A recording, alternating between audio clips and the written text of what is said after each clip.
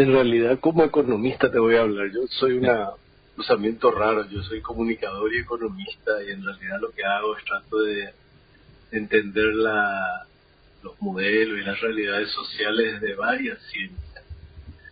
La economía tiene una característica, que trabaja mucho con promedios. Y los promedios en una sociedad desigual como la paraguaya no a veces ocultan más de lo que revelan.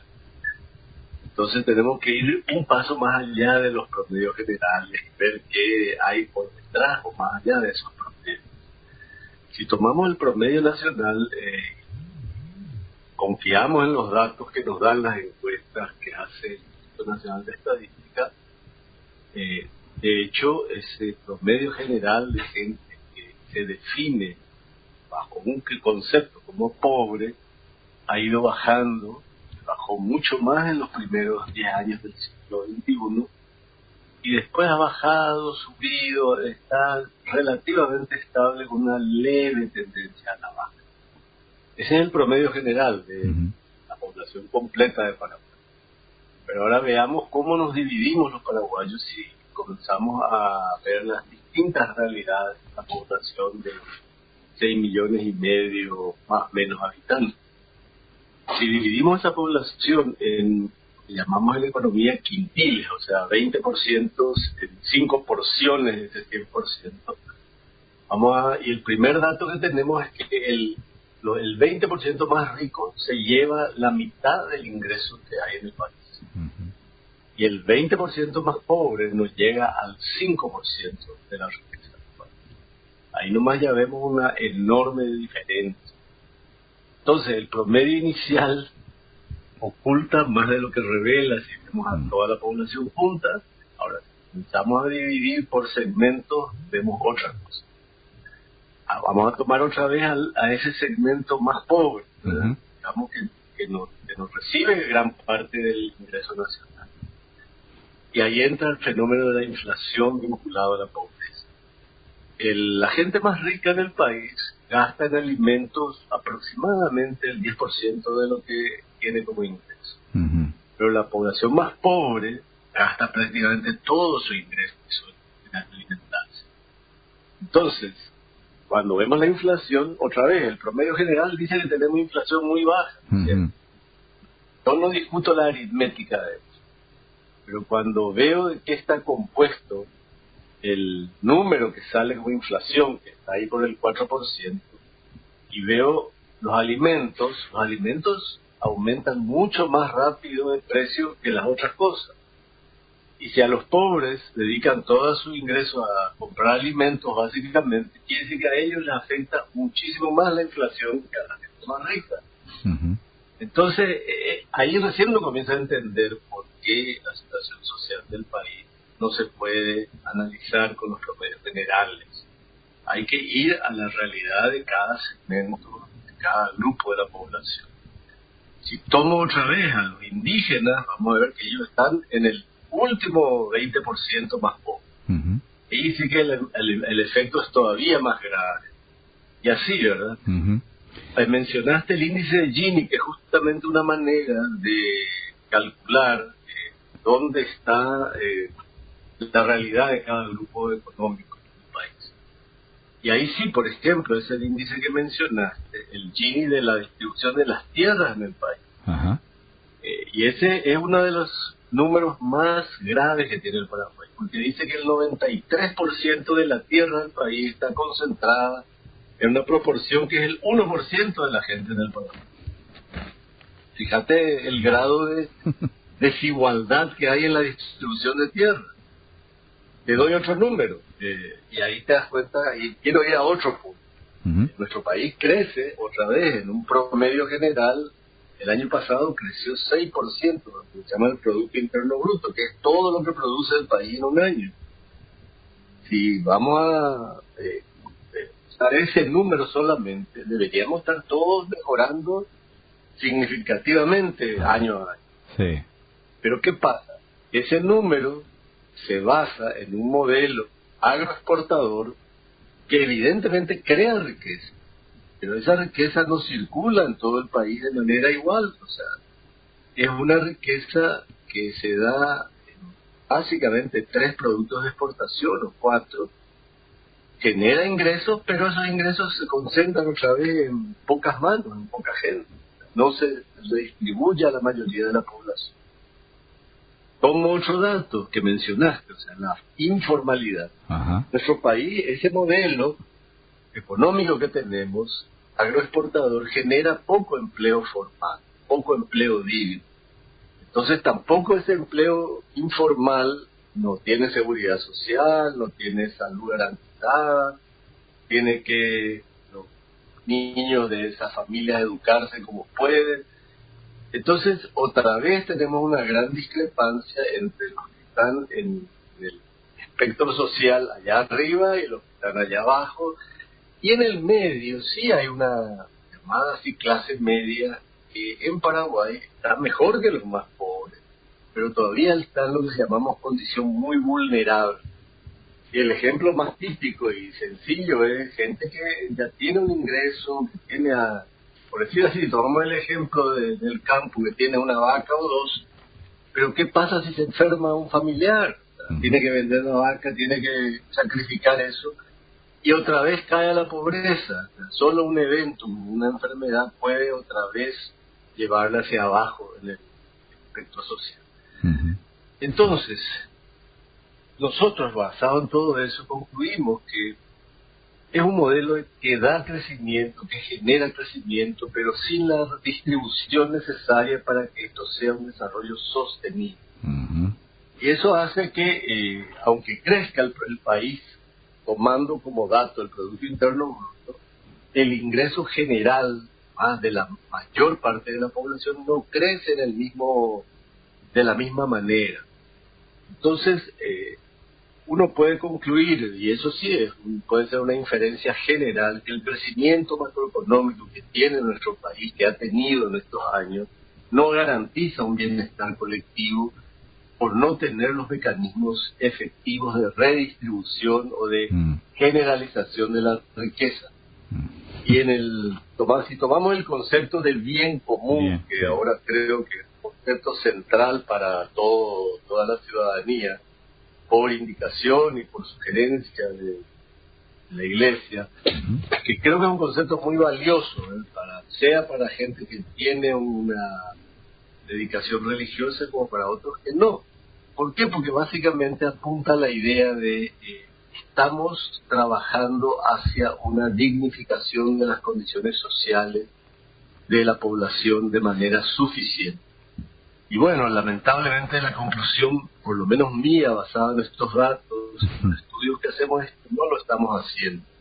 Y no lo estamos haciendo no porque no podamos, sino porque no nos hemos enfocado en el Paraguay en estos últimos años en realmente a pensar en el conjunto de la población, en las oportunidades que tiene el país, los recursos que tenemos como país, y usarlos de manera inteligente y patriótica, honesta, ¿no?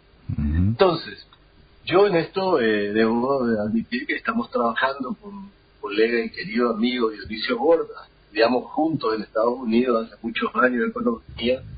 Él desde luego se destacó mucho más que yo, que siempre he estado calladito nomás haciendo mis cosas. Pero Dionisio plantea en su último libro, que para mí es debemos todos leerlo con cuidado, se llama La Hora del Desarrollo, Paraguay y sus nuevos desafíos, el libro el último que publicó, ¿verdad? Y hay algunas ideas que son fundamentales para poder superar estas situaciones. Pero bueno, de esas puedo hablar después y dejo para interactuar mejor con ustedes y no discursar tanto.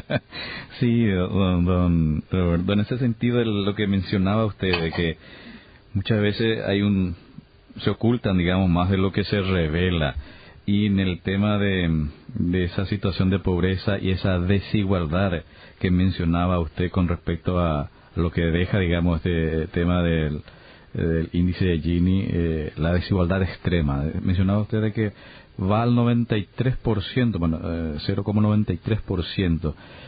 Eso implica de que esta situación que data de años, digamos, persiste, digamos, cuando se escucha permanentemente y desde siempre, digamos, de que en Paraguay esa desigualdad siempre es extrema, que un poco un grupo pequeño de nuestra sociedad acapara toda la riqueza del país. Eso persiste entonces.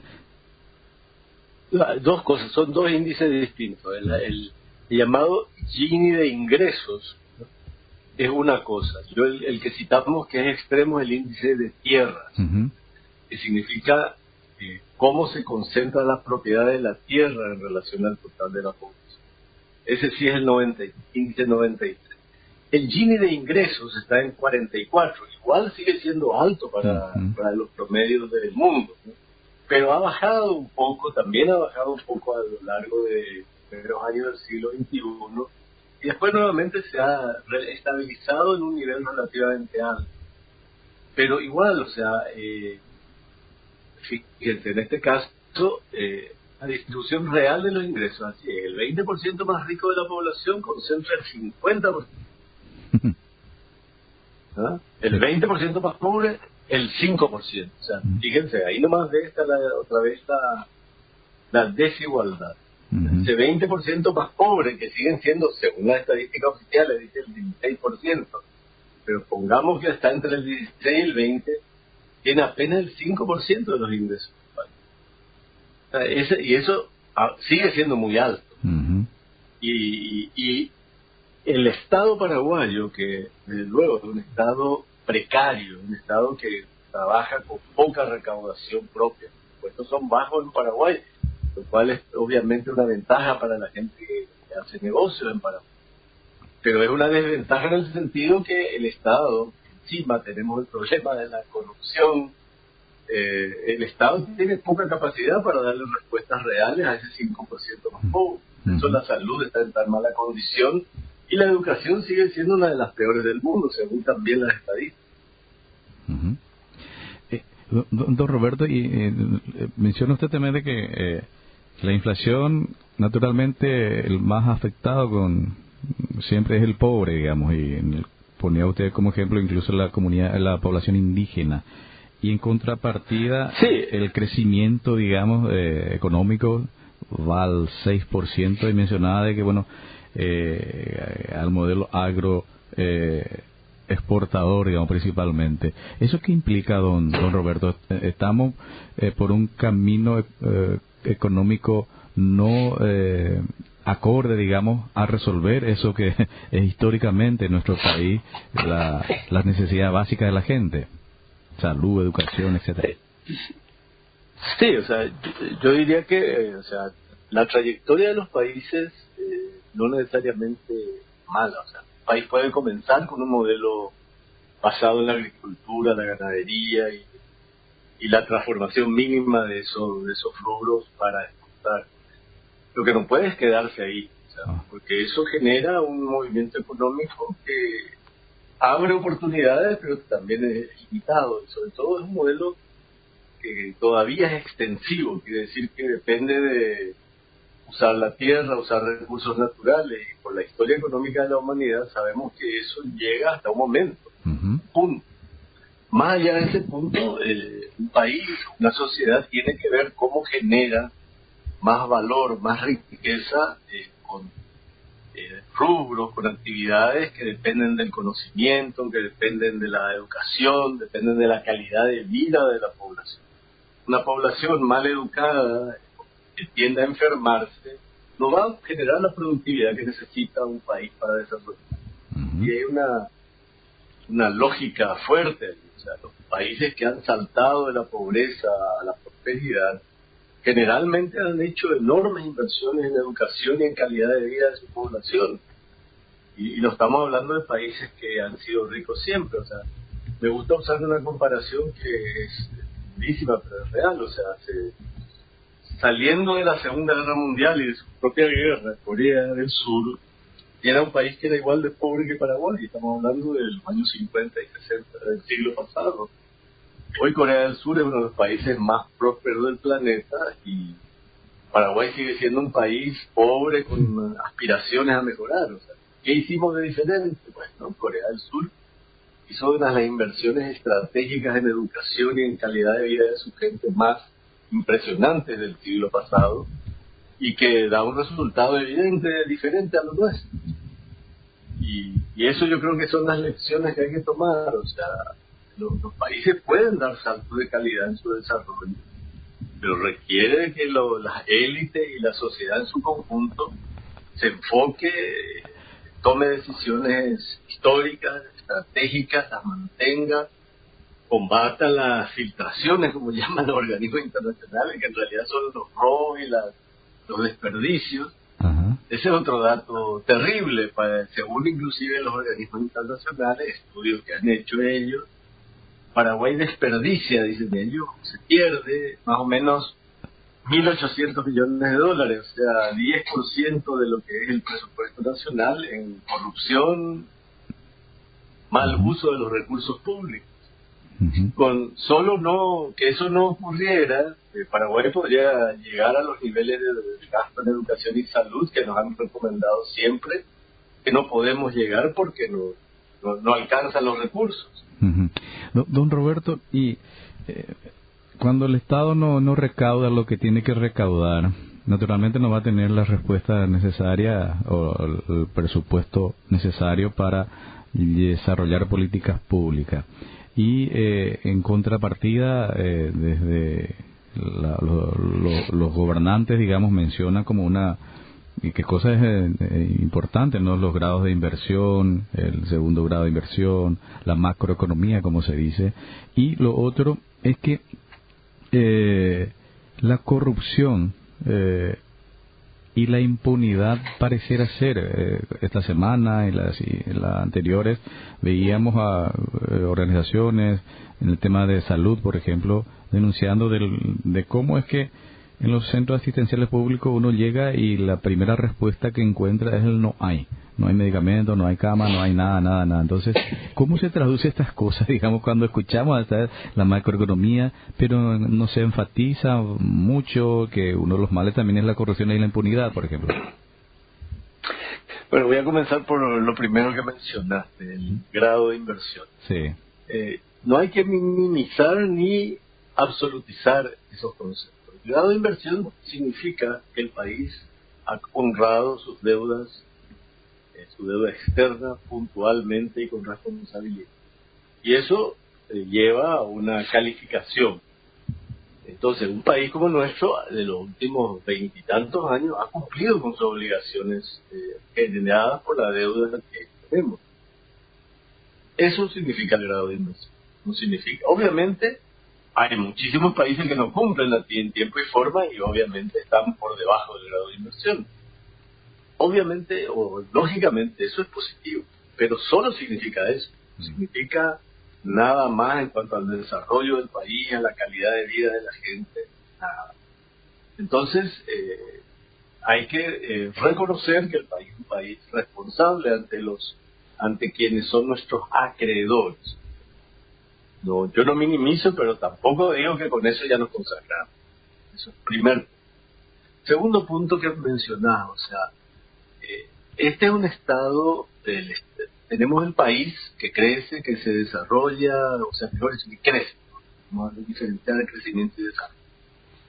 Pero ese mismo crecimiento no se transmite al resto de a la mayoría de la población. Eso nos lleva a algo que en economía, yo por lo menos en mi enfoque económico, no me sirve como concepto para explicar nada. Esa idea de la macro y la micro. Hay una sola economía, ¿no? Esa economía tiene características concentradoras o más distribuidoras. Entonces, nuestro país, nuestra economía en su conjunto, que incluye desde el empresario más rico del país hasta el último trabajador informal que está en la calle viendo cómo sobrevive, es una sola economía. Lo que pasa es que nuestra economía, si agarramos a esa gran economía, para llamarle de otra forma, le va mucho mejor que a ese conjunto de 60-70% que vive en la informalidad. Si eso es lo que vamos a llamar macro y micro, sí, obviamente la macro le va bien, la micro le va mal, pero no quiere decir que haya dos sistemas y que uno pueda funcionar bien y el otro funcione mal. pasa es que el modelo económico que tenemos en el país hace que la actividad económica a gran escala no genere ni el empleo decente y digno suficiente, ni llegue a los recursos públicos por medio de impuestos para que el Estado, si fuera menos desperdiciador, por llamar así, pueda compensar a esa población más pobre dándole mejor educación y salud, de forma que esté en mejores condiciones también para trabajar. Uh-huh. Esa es la realidad económica. Y es un solo conjunto donde está la llamada macro y la llamada micro. Uh-huh. Y finalmente, don Roberto, ¿qué hacer, digamos? La política es la herramienta que va a mejorar esta situación, pero la política, como hoy desde la Iglesia nos presenta, digamos, y que necesita abordarla para llegar al bien común, muchas veces la politiquería es la que nos lleva a esta situación y de que no tengamos respuestas desde el Estado a varias necesidades, o a la mayoría de las necesidades básicas que son todavía insatisfechas, digamos. ¿Qué hacer, digamos? ¿Cómo vos ves? ¿Hay reacciones en el resto de la sociedad? No sé, los partidos políticos, lo que se llama la oposición. Hoy día hay una propuesta desde la Iglesia, digamos, pero en el resto de la sociedad, ¿qué hay? Tal vez lo primero que hay que decirle es al segmento o llamarlo así, 5, 10 o hasta 20% que está allá arriba en la pirámide social económica del país, es que pueden seguir ganando plata por un tiempo, pero no hay, recuerdo las palabras de un jesuita brillante venezolano, que decía que no puede haber islas de prosperidad en océanos de pobreza. Finalmente viene algún tsunami y la isla termina destruida. Uh-huh. Y eso yo creo que es una gran lección que todavía tal vez la élite económica paraguaya todavía no llegamos a reconocer plenamente. Que la historia económica muestra eso una y otra vez, no es algo que estoy yo haciendo como hipótesis. Entonces, lo primero que hay que hacer es pensar que, inclusive por interés propio, por egoísmo propio, es importante que pensemos que las sociedades que han sobrevivido y prosperado son aquellas que han buscado justamente el bien común, uh-huh, no el bien de unos pocos contra el mal de la mayoría. Entonces, en ese sentido, ¿cómo se busca activamente y concretamente el bien común en una sociedad como la paraguaya de hoy?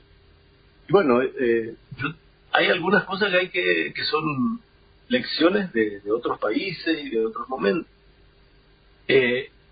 Nuestro Estado tiene que pasar por una reforma que lleve a una ética superior a la actual. No podemos seguir desperdiciando 10% del presupuesto nacional en robos, corrupción y desperdicio todos los años.